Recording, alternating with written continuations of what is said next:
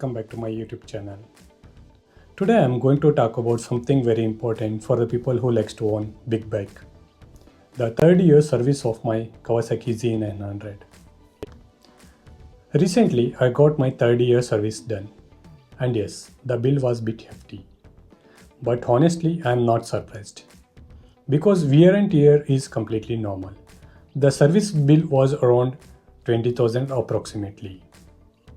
Now let me explain why it came to this amount.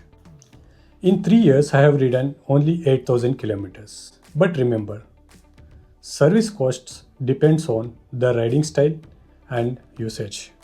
If you ride aggressively or clock more kilometers, you might get this kind of bill in your first year service itself. Now let's talk about what was changed in this service. In this service I had to change front two disc pads. Each costs around 5,000.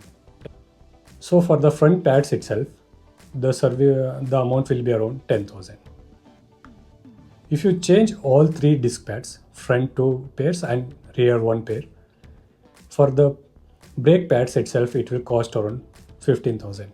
And on top of that, for the regular service, the cost will be around 10,000. So this is how the service bill starts increasing when parts replacement comes into picture.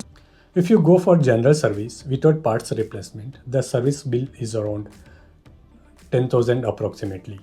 But once wear and tear parts like brake pads, chain kit, etc. come in, the bill automatically shoots up. This is the reality of owning a big bike like Z900. Maintenance is not cheap, but it's expected. And it is part of ownership experience. Overall, I am happy with the bike and the performance it delivers. If you found this video useful, don't forget to like, share and subscribe to the channel. And let me know if you have any questions regarding the maintenance in the comment section. Thank you.